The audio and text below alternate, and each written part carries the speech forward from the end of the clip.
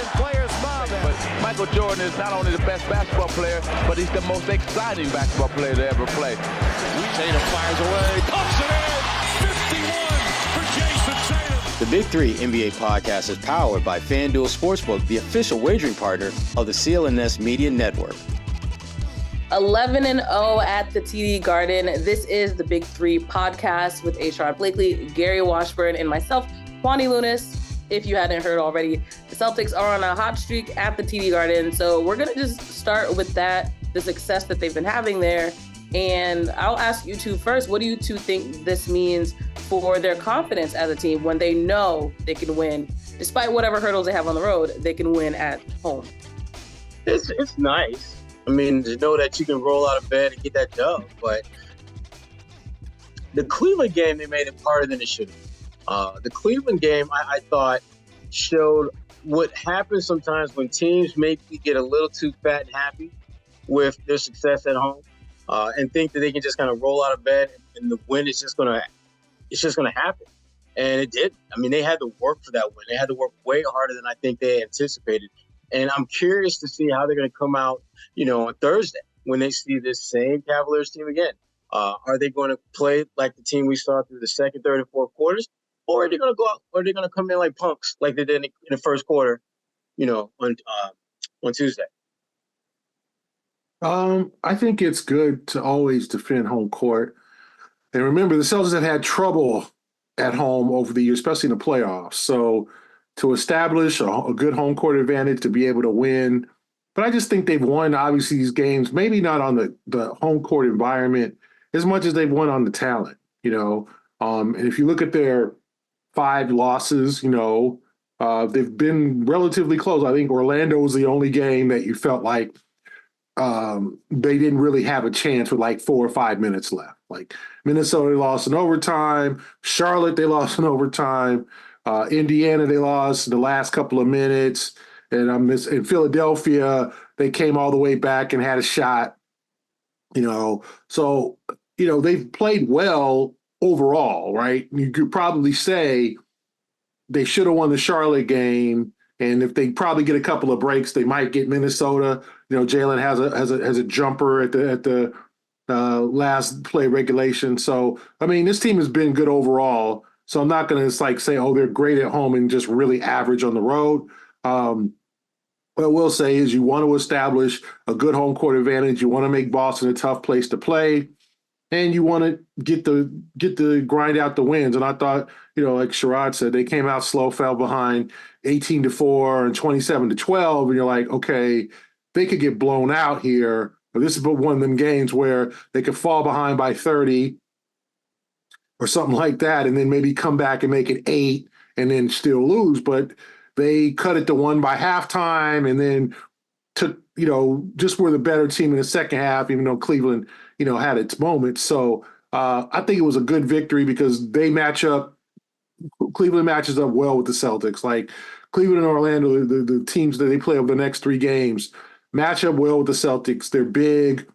And so for me, I thought it was a quality win against a team that can beat you. We've seen Donovan Mitchell, we've seen Darius Garland, and we've seen our friend Karis LeVert go for big, big games at the Garden.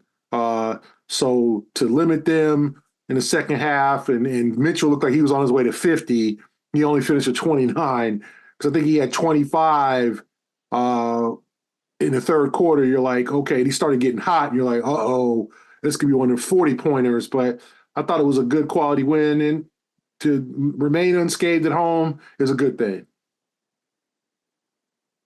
So obviously it was still a win, but I do want to go through the numbers. So Jaylen Brown, 25 points on 10 for 17 shooting. Tatum with 25 and 10 rebounds. Derrick White, 17 points, 5 made threes. But then, like you mentioned, they trailed by 15 points in that first quarter. This win aside, right? Because obviously the results are the most important thing, but let's still look at that first quarter. Pick and roll. Are you concerned, or do you think it's just one of those things that the Celtics are going to have to deal with throughout this season? Well, for me, I felt like it's just kind of a one-off. They had a couple of days. They had the weekend off. They beat the Knicks. They had the weekend off. They practiced on Monday. and Cleveland had played, and sometimes the teams that play the night before have the most energy, and Cleveland came out with the most energy. Celtics missed a lot of makeable shots, and you kind of felt like water was going to level up. Everything was going to rise. It was going to level. They weren't going to be as bad as they were, obviously, in the first 7-8 minutes of the game. And Jalen saved them. I think he scored their first 8 points. He saved them from being really in a big hole. And sometimes it's going to happen. You're going to fall behind early. This is the NBA. 20-point comebacks are common. 30-point comebacks can happen. 10-point leads are nothing in this league. You can make that up in a minute and a half or 2 minutes. So I'm not concerned about the first quarter. I think they'll make sure Thursday they come out more assertive and focused in the first quarter. But I think things leveled off and they were able to play a good, strong final 3 quarters. I'm not going to hit the panic button because obviously they won and they were able to pull away, and they're the better team than Cleveland. But I am concerned about how they start games. I'm concerned that they don't give opponents the kind of respect that all their opponents should get. I am fairly confident that if it were Milwaukee instead of Cleveland, there would have been a different level of focus and intensity and attention to detail at the outset. And they need to get out of that. I think that's still something that's part of their DNA, and that is taking teams for granted, just assuming that because they know what you and I know, that they're better talent-wise than another team, that they can lean on that, and that'll be enough to get a victory. To me, that game, you know what it felt like, G? It felt like game 1 of a playoff series where they're at home, and they're like the number 1 seed or number 2 seed, and they're playing like a 7th seed, a team that they should beat in 4, maybe 5 games, and they played as if they had nothing to lose, as if they could as if it was a glorified practice that first quarter, because they did miss a lot of shots that they normally make. But I was more disturbed with how they didn't get back defensively. And even when they did get back, they weren't locked in. Cleveland had 9 fast break points in the first quarter. They had 0 fast break points for the second, the third, and the fourth. That to me tells me that you were not ready at both ends of the floor to start the game, because how can you give up 9 first quarter points in transition and not a single one for the remaining 3? Clearly, they made that mental shift and locked in more after that first quarter, which was great to see. But I am a little bit concerned that they aren't going to do that as often as they need to. And again, my thinking is all for this team, more than times than not, it's about what's going to happen in the playoffs. Can you do that against a Philadelphia team? Or can you do that against a Milwaukee team that you may have won the head-to-head season series? Can you spot them a quarter basically and outplay them for their other 3 and still win? I want to say yes, but I'm not comfortable or confident with that being a plan, because that to me, that's just a recipe for immediate failure, putting yourself in a hole that you shouldn't be putting yourself in. It's a self-inflicted wound that you're causing when you allow that stuff to happen. So going back to the positive aspect of what. Yeah, I went negative Nelly on that. I know, but I prompted it, so it's okay. Like we said, Celtics 11-0 at the TD Garden, and now they're back on top in the Eastern Conference. Is Tatum back in the MVP conversation as a result of their successes as well? No, I don't think he is. I don't think he is, because I think when you start looking at their success, as good as he's playing, he's not necessarily the alpha catalyst of that success. You go back and look at that Cleveland game, and him and Jaylen Brown finished with the same amount of points. The one difference, Tatum had more rebounds, which he should, because he missed a hell of a lot of shots. Jaylen was more efficient, 10 for 17. And when you start really kind of combing through the weeds of that game, you realize in the second quarter, it was back-to-back threes by Derrick White that really shifted momentum in that game in Boston's favor. And Tatum did his thing. He's a great player, and great players, they can have mediocre games and still get you 25 and 10 like he did. That, to me, is why he's not back in that conversation. Not only do you have to win, but you've got to win with a certain panache, a certain style, swag, flavor to it. 25 and 10, it's like, okay, and what you doing? He needs to have those 35, 15, and 8 type games, and they win by like 20, and they beat really good teams in the process. I don't think he's had enough of those type of games where you feel comfortable and confident saying that he's a top 2, top 3 MVP contender, even if they got the best record in the NBA. Yeah, well, I mean, he was the player of the month in November. Okay. November plus. Eastern Conference, yeah, October, November. Okay. And he's not having the statistical season that he's had last year where he averaged over 30. I don't think that's going to happen because you have the presence of Porzingis and you have a much improved Derrick White and, much more comfortable. And then you even have Drew Holiday. And then you have Hauser who gets shots too, right? He's getting a lot of opportunities because he's knocking them down. So I think for Jason to be back in the MVP race, he's going to have to be, like Sherrod said, dominant in stretches. And this is a big stretch coming up. Like you got the, Cleveland and the Orlando games. Then you go out west. You got the Warriors on TNT. You got the Kings the next night. Then you got the Clippers. Then you got the Lakers on Christmas Day. If Tatum goes through those games and is vintage Tatum, like leading his team to victory, scoring 30, then I think he gets thrown back into the race. As of now, I think he's in the top 5, maybe. I mean, you got Luka, you got Anthony Edwards, because the Timberwolves are winning. They're the best tie for the Celtics, the best record in the league, right? So I think Tatum will get respect because of that, because the Celtics are winning. But you also, if you're Tatum, you want to do other things because I don't think the scoring, like he's not going to go for 34 a game, right? It's going to have to be 27 points, 8, 9, 10 boards. And, if he averages a double-double or close to it, and then his assists are up and his turnovers are down, then overall he's had a great season and he can say, hey, I'm in the MVP talk, and they're winning, right? If they win 55, 60 ball games. So I think it's still a chance, but I think that there's other players who are putting up bigger numbers. I said like a Luka, like a Anthony Edwards. I think Minnesota's going to get attention because they're playing so well, right? Jokic. I think there's going to be some fatigue on Jokic. Embiid is leading the league in scoring, right? So he's going to be up there now. Does he have a chance at a back-to-back? I think Philly would have to win 60 games or 50-something games and win the East to probably do that. You got Giannis, and then our young buck back in young pacer in Indiana, Tyrese Halliburton. I thought you were just calling him a young buck. Yeah, he was a young buck, but young whippersnapper. But he's going to get some attention too because Indiana is now kind of the team on the rise, 13-8 after beating Sherrod's Pistons and landing the 20th loss in a row. Yo, do not mention them. Yeah. Yikes.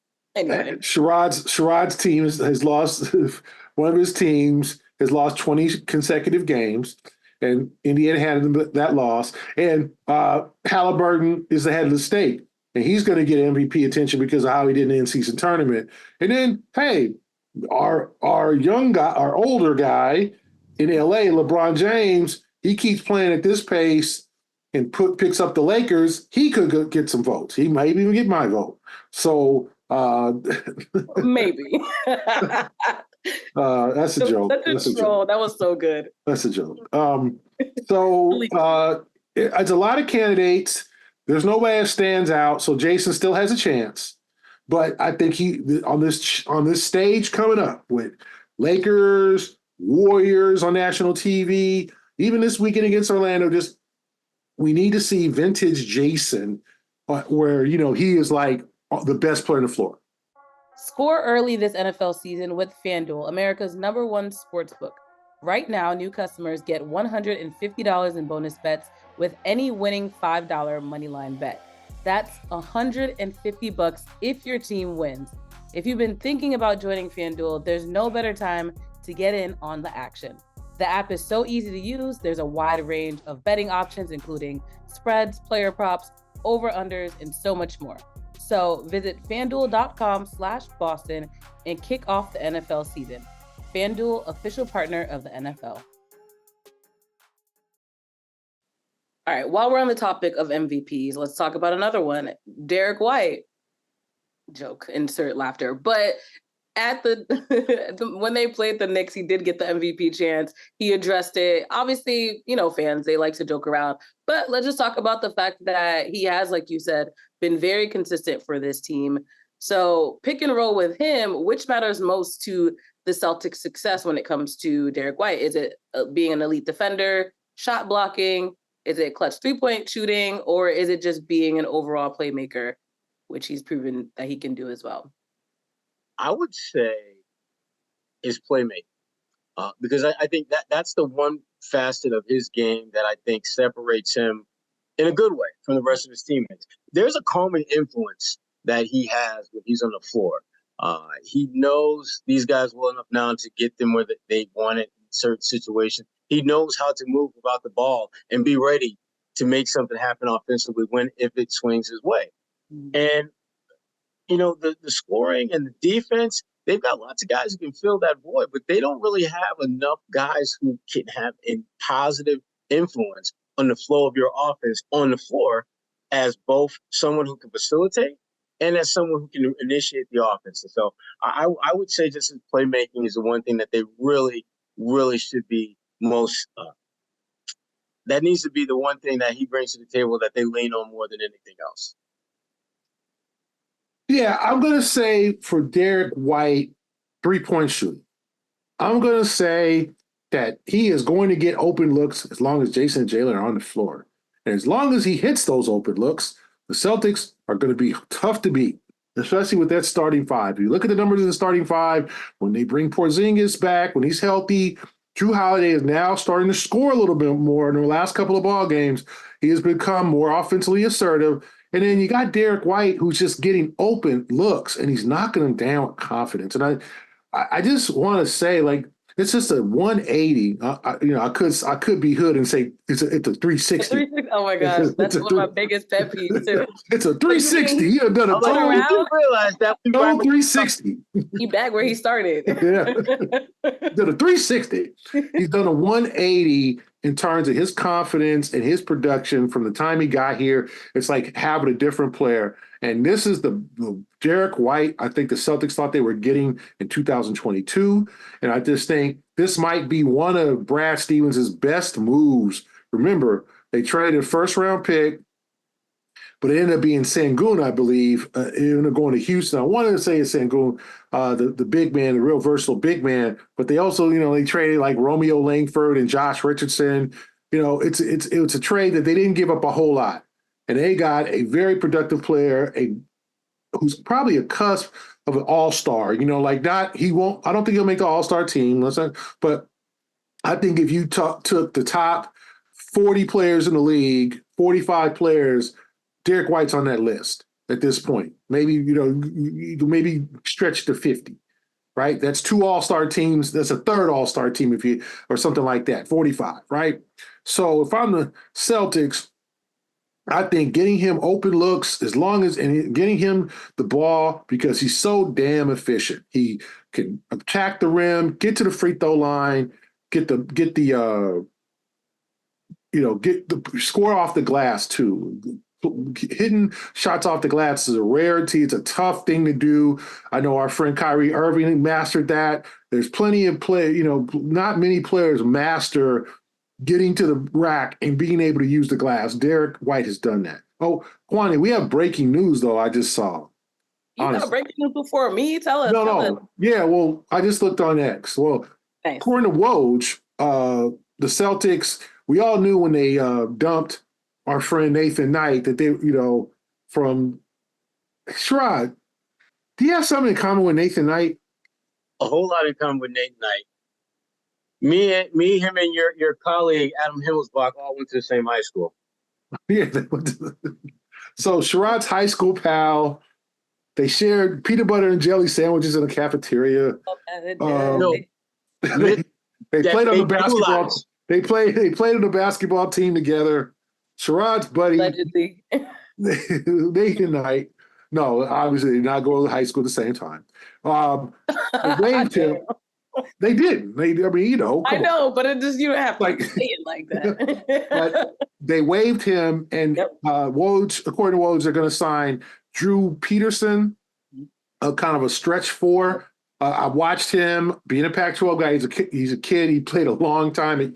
He played a long time at USC, and he was kind of in the Miami system, right? He was, I think, on the Heat Summer League team, and he's in the Heat G League team. But the Celtics, according to Woj, are going to sign him, and he could be with the team as early as tomorrow against Cleveland. So I think that's an interesting kind of they need shooting, and another developmental player, a guy who's played, he's a rookie. So I think that's a good pickup. Having watched him, he was a pretty prolific scorer at USC, a good ball player, and a guy that they can kind of and maybe I think with Nathan Knight, just what I saw, he's kind of a tweener. He's not a 5, he's not a 4, he's not a real 3-point shooter. So it's kind of like, well, where does he fit? I'm sure he'll fit somewhere, but I think a good move for the Celtics to use that two-way spot on a guy like Drew Peterson. Back to you, Kwani. Hey, I love it. Thanks for the report again. You have already have reacted to it when people wake up on Thursday or whatever the case may be. Also, super random when teams say they waive somebody, and then all the replies will be like, "Did he wave back?" I don't know why I find that so funny. Have you seen that before?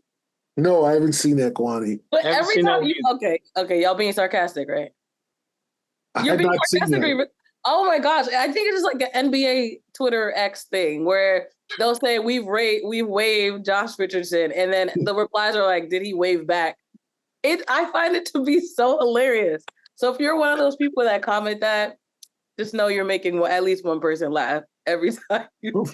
That's her inner dad joke. It's so funny. It is. It's perfect. Her inner joke funny bone. That's hysterical, Kwani. Once you just said it again, I was like, wow. Hysterical. You guys are so unimpressed. I'm very disappointed. All right, moving on from the Celtics overall, we got to talk about our boy, someone's boy, Sherrod's boy. When in doubt, it's Sherrod's boy. Yeah. Wow. Draymond. We all know who we talking about. Draymond Verde. So let's start with Sherrod cousin, Draymond Green. We just call him headlock. Sherrod's third cousin. On his mama's side. Draymond Green. It's always on the mama's side. Yeah. It's always going to be on mama's side. I don't know. It's always on the mama's side. I'm get blamed for everything. Seriously. Most of our papas was Rolling Stones, so we don't know there's some. Who was on that side? Yeah, we don't know all the people on that side of the family. So let's say mama's side. On mama. All right. As you guys probably know, he got ejected once again. This is actually, I believe, his third ejection this season. I love that they have to say the most in the NBA. He's notorious for getting into situations where he clearly can't control his arms, his legs, whatever the case may be. So that being said, we'll do fill in the lane. The Warriors should blank with Draymond Green. What do you think they should do with this man at this point? Cut ties. He's a grown man I don't know. You can't keep calling it a mistake. They need to cut ties with Draymond Green. You're not winning with him. You're not winning when he doesn't play. You owe him a lot of money. And your friend, he doesn't add the same kind of value that he did prior, because not only is he not helping when he's available, he's becoming less available, and thus you're not getting any better when he's not around either. There's just and Golden State, they're doing the same thing that almost every great team does, and that is hold on too damn long. That dynasty is over. It's done. And I saw this happen in Detroit when they said, we've been in this conference final 6 years in a row. Let's keep it going. And then they just said, "No, we got to switch something up." And they traded Chauncey and brought in Allen Iverson, which was a hot mess. But they did something to try to jumpstart what was clearly a group that had reached its endpoint. And Golden State, for whatever reason, think that they can still crank out a championship contender. They're 11th in the West. And the thing is that the Western Conference is not getting any easier. There are more teams that are stepping to the forefront. I mean, when I look at Golden State with Draymond, are they better than Denver? I don't think so. Minnesota? Nope. Dallas? Nope. You start going down the list, there's at least 7-8 teams that Golden State, even with when they're whole, aren't whole enough to beat these other teams in the best of seven. And again, that says nothing about Steph Curry, because he's still one of the baddest men in the game. Klay Thompson, if I were them, I would move on from Klay, because Klay, I just don't think is going to give them what they're hoping for. And Klay, I think he'd be better off in a different situation, different team. But for the folks in the East, I worry about that because would not shock me if the Heat made a play for play times. Wouldn't shock me at all. Because remember, he's the guy that you just got to put him in the spot and say, look, run to that spot, we'll throw it to you, shoot. Yeah. Okay, I can do that. Hell, I've been doing that for a long time. So Golden State, they need to do something. And I think Draymond is giving them, I think, a clear out to do that and justify it in basketball terms. We're not breaking up the band. We're simply moving on from a player who, frankly, is not giving us the kind of value that we need to be a championship contender. That's the official line. But being this has happened a few times already, where do you think the loyalty lies in keeping him? Because clearly there is money aside. Like, do you think there's an ulterior reason to them still seemingly sticking beside him? Because that's what it appears that the Warriors are still doing. Buy loyalty. See ya. Got none. Got none for you. I'll see you when I see you. Garrett, what you got? He said no. I think they should keep him, and I think I think they should try to work with him because at this point, remember, he signed a 4-year, $100 million contract before the season. You're not going to be. No one's going to take that deal. No one is going to take. Especially knowing his not quite right. I think aging Draymond Green for 4 years and $100 million, unless it's the only team I could think of.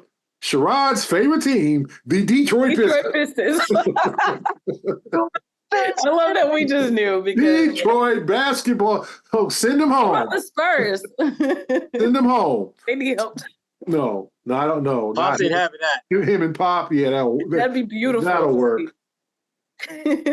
No. So in any event, if I'm like, there's nothing you can really do with his contract. They basically chose Jordan Poole to go and Draymond to stay.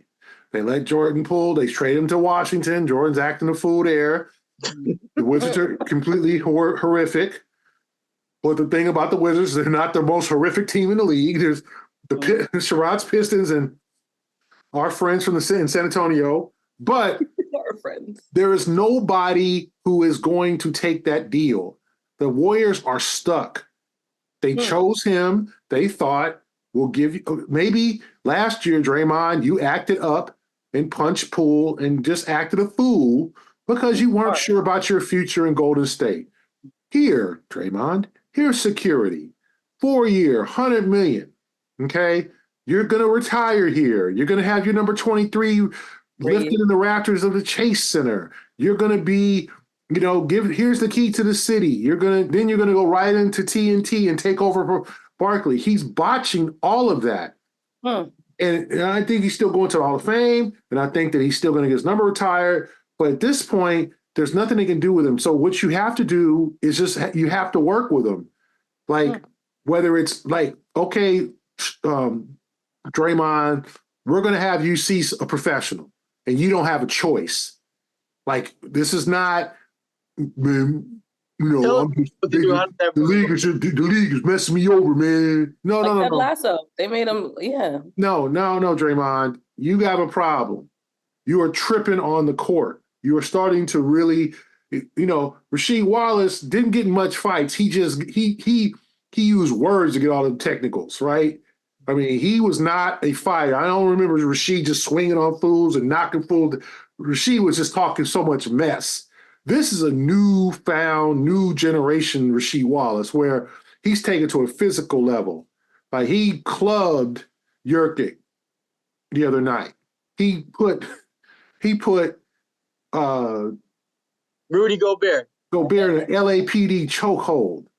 Oh, right? Wow. Oh, no, he did. He did. I mean, come on now. That's where the chokehold was invented. I know. Me being born and raised in LA. Can we all get along? So, to me, something's wrong. Yeah. And instead of dumping him, because you can't, unless Sherrod's Pistons call, you're not going to waive him because he's going to get all of his money. You're just going to have to work with him. And you're going to have to try to squeeze as much talent as you can out of him for this 1 year. And then this summer, you might be. I don't know. I don't think it's marketable. I don't think he's like the only team that will probably be listed would maybe Brooklyn with Ben Simmons, because Ben Simmons is untradeable because he's always hurt. Because Ben was working out in the summer and posting all those videos. Oh, I'm back. I'm 100%. I'm ready to take over the league again. And he'd been out a month and had a back epidural again. So, like, he's the only guy that you could say that might be that Brooklyn would say, okay, here's your problem. So here's our problem. We'll take yours. But that's the thing with Draymond too, is like, as if the game isn't already physical enough. Like, now you're really not only putting your own career on the line, but other people's lives in a game where you know that, like, that's just dirt. I don't understand how he's evolved to become an even dirtier player than we already thought him to be, and why, despite knowing people don't like him for that, he continues.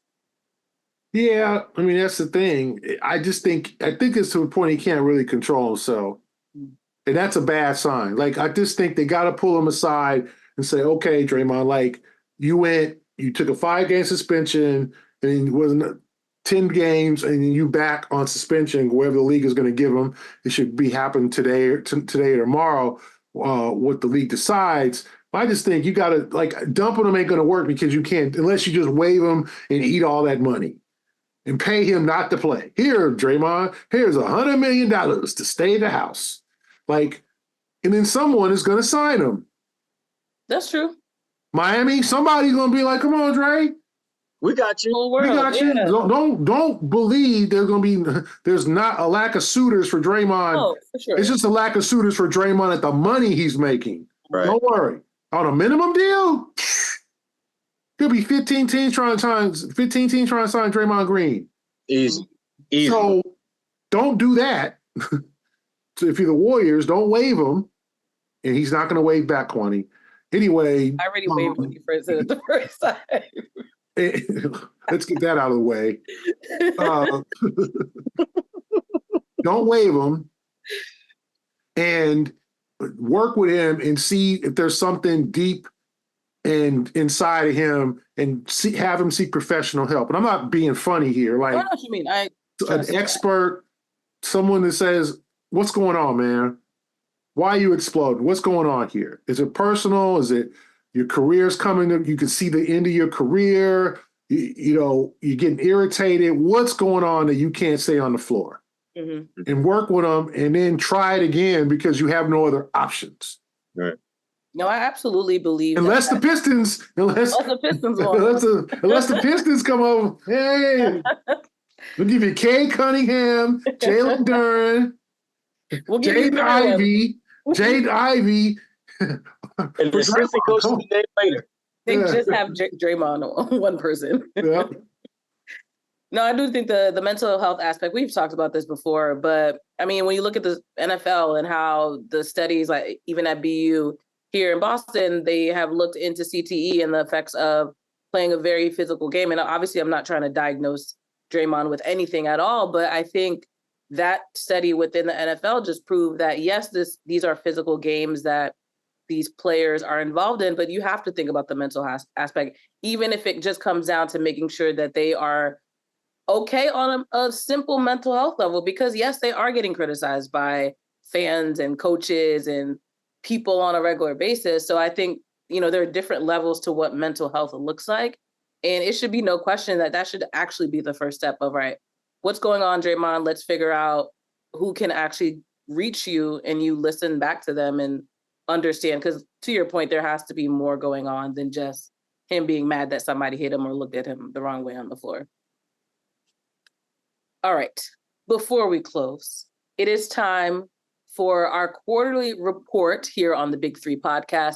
We're going to talk about which Celtics have been profitable, who haven't been profitable, and which Celtics are on the rise, and which Celtics you think might need to think twice about pouring specific fandom into. Don't get too committed unless they prove otherwise. But we'll start with unexpected profit. For you two, who has been better than expected so far for the Celtics team? For me, it's Derrick White. I thought he was going to be good. I didn't think he'd be this damn good. He to me, if you had to go down, what are the top 3 reasons why the Celtics have the best record, or at least tie for the best record in the NBA? He would have to be in that top 3 somewhere. We've seen when he is not himself and he plays how incredibly bad they are. You go back to that knockout round loss to Indiana, and Derrick had 5 turnovers. That is about as un-Derrick White-like a stat as you can have. And then you look at what they do against a Milwaukee team or against a scrappy Cleveland team, and he gets you 17 points, makes 5 threes, had a couple of really good defensive plays, quite a few good defensive plays. He gives the game what it needs. And I didn't think he would be able to give it to the level that he has or be as consistent with it as he has been this first quarter of the season. So Derrick White's that's my guy. I'm going to say Kristaps Porzingis. Not that he is appreciably better than he was last year in Washington, but just durability. You know, he's missed 5 games, but to me, he's been there most of the time. You know, like my man Boney T, he's been there most of the time, on time most of the time. Boomerang reference. Kwani don't know nothing about It that. was so funny. But on time most of the time. No, Porzingis has played, done yeoman's work. 19 points, 6 boards, 2 assists, a block and a half. You know, almost a steal a game, just been a complete player and also a rim protector. And so, to me, I'm going to say just the fact that he's made such a smooth transition. And obviously, Derrick White is up there, too. He has been surprisingly great, too. I mean, awesome, you know, on that level. But I just think Porzingis is blending into the offense. He's been a team player. There's no diva in him or anything like that. You know, he wants to win. He's 29 years old. He's no longer that young guy in New York that was supposed to save the Knicks 10 years ago when he came straight from Latvia. You know, he's a guy who has been, in all honesty, you know, in a sense, humbled at times and had some difficult times, but he sees this opportunity and is taking advantage. So I got to say Kristaps Porzingis for the player who's been the most surprised. Okay, up next, not the best category, but for you two, who is in the red? Someone that you think hasn't been as good as they were expected to be. Who you got, Gary? I'm going to say, there's a whole lot of candidates on this list. I'm going to say at this point, it's trending up is Peyton Pritchard. Oh, okay. 32% from the 3-point line. He hit a couple of shots against the Cavaliers, but just still not as steady as you like. 38% from the field. He's done okay, but you thought with a more expanded role, he was going to jump on it and take advantage and flourish. And that really hasn't happened, especially on the road. So I'd like to see more good road Peyton, and not in just as much as there's good home Peyton. And so I'm going to say Peyton Pritchard not really, meeting expectations just yet. That's a good one. I think I'm going to go with Drew Holiday. And the thing about Drew, it says more about how really, really good a player he's been throughout the course of his career that I'm even thinking about him in these terms. He hasn't been great. I think he's been decent, but the biggest concern I have with Drew is just the inconsistency. There are nights where he looks like the guy that you absolutely expect to be your point guard on an NBA championship caliber team. And other nights, he's inexplicably bad. There's a lot of it just appears that for whatever reason, certain nights, he just doesn't have it. And maybe it's a father time thing. Maybe it's a preparation thing. And maybe he didn't prepare as well as he normally does on a particular night. But there's something that there's a certain level of inconsistency to what he's been bringing to the Celtics this year that I'm a little uncomfortable with. And again, it's not that he can't do it. It's just that he doesn't do it consistently. So he's the guy that I would definitely say hasn't been quite what I thought he would be at this point. All right, for the final bell, who do you both think is either rising or falling stock? You can pick one for each category. Oh, Rising, I would say Peyton Pritchard, Gary's guy. I give him that. Dropping, I would say Luke Cornett. He's their third big, and he's had opportunities when guys are out to be that second big, and I don't think he's done a good enough job. And I think the Celtics are pretty clear on the need to find probably another third big between now and the trade deadline. Mm-hmm. So. Oh boy. Rising. That's an interesting question. I'm gonna say Drew Holiday. I think he's like, I know Sherrod, I understand Sherrod's sentiment that he's been not as expected, but I do think he's starting to play better ball. He's starting to be more assertive with his scoring. Because I just think, he's not going to get the shots he did in Milwaukee as kind of the number 2 option or number 3 behind Middleton and Giannis. But this situation, I think he's starting to do better. If you look at the last couple of ball games, he had 14 points against the Bulls in that play-in game.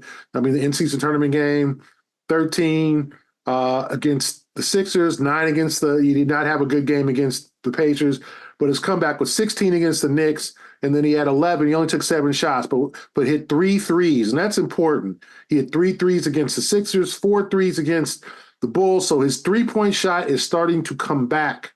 He has, in the last 5 games, he has 12 three-point makes. That is huge because before he had games of 2 for 9 from 3. He had a couple of games where he had 1 3. One game he was 0 for 2. Like, he was not shooting the ball well. You don't need him to take a lot of shots. You just need Drew Holiday to make the shots that he's taking. And I see a trend up for his scoring, 27 points in the last 2 games. I see starting to feel comfortable, and he's starting to drop the ball in the hoop. So I think, and if you look at the Cleveland game, 3 steals, 4 rebounds, 2 assists, a block. He's filling the stat sheet. He's starting to play a little bit better. But I do understand Sherrod in terms of saying that he hasn't been Milwaukee Drew Holiday. And I think he's got to transform himself a little bit, but I also think he's getting better. In terms of in decline, I'm going to have to say Sherrod's buddy, O'Shea Brissett. I think that the expectation was he would take Grant Williams' minutes and his role as kind of the tough guy, the defender, the rebounder, and it just hasn't worked. He's 13 DNPs this year. He's shooting 17% from the field, 11% from 3. He just has not had any impact on this team like I thought he would. And, other guys are starting to get their shot. Banton is starting to get his shot. Keita, I think, needs to play more. Lamar Stevens, I think, needs to play more. Brissett, I don't know whether they feel like maybe he'll help us down the line if you're the Celtics, or he just ain't it. So I think he's declining. He's just not getting the minutes. And I thought he'd carve out a role because of his athleticism, his ability to rebound and defend, and that just hasn't happened. Very well done. Thank you for your contributions. Anyway, that's all I have, actually. Any final words before we wrap up this episode of the Big Three? I'm just glad all 3 of us go to schools that are playing in bowl games this year. I don't know if that's ever happened, because Cal usually don't get to a bowl game. So I'm glad y'all got to a bowl game this year, Cal. You're right. Thanks, Sherrod. Thank you for your well wishes. And also, before we wrap up, we need the viewers to chime in. Are fake trees better than real Christmas trees? Put them in or something. No. Yes. No. Gary is fed up. By the way, my fake tree is sitting beautifully right behind my head right here. Yeah, no fake tree. Disregard the fact that the light's in the middle. You can manage and take care of a real tree. Get your real tree. The kids love real trees. It smells like Christmas. It smells like Christmas in the house. Don't get that Christmas spray and spray. I have a Christmas candle. Don't get a candle and spray. We don't all let it smell like real Christmas. Real Christmas. Go get your tree. You can afford it. We don't all have little guys running around. We got to make them happy with some real tree. Listen. He doesn't have Gary's running around. Exactly. The point is this. A fake tree how much time and effort and energy do you put into keep putting the tree up and then taking it down? Why would you go out there and whack this tree that takes 10 years to grow? You plant this other seed. Murder. Maybe it'll grow in another 10 years, you can replace it. But the bottom line is this: just let the trees be. Save the tree. Hug the tree. Embrace the fake tree. I just like that this tree takes me about probably 5 minutes to put together, if that. No mess either. No mess. Then the decorating takes a while because I still want to make sure the ornaments are like evenly displaced. But then I put it back in the box, and next year, same process. You got to go to a lot and find a tree and then fall in love and then chop it down. How Christmassy is that? Huh? Listen, Christmassy I got is that? Coco and the Temptations. That's all. Well, I just feel like turn on Bing Crosby's White Christmas right now because this is so Christmassy. He's so sick of Did us. you say Bing Crosby? Bing Crosby. Temptations, Derrick. Let me Dreaming. His version of White Christmas is probably the best one of all. Best white. We can talk next week about the best Christmas songs of all time. Bing Crosby, White Christmas. No, let's go. Nat King Cole's This Christmas Song is. We could talk about that next week. Give love on Christmas Day. Come on. Give love on Christmas Day. Yeah. That's a perfect tease for next week's episode then. We're gonna talk about that next week. I like this debate. It's going to be great. So make sure you're tuned in to the Big 3 NBA podcast next week and, of course, the weeks after. Until then, for Sherrod Blakely and Gary Washburn, I'm Kwani Lunis, and enjoy the rest of your week. We'll be back.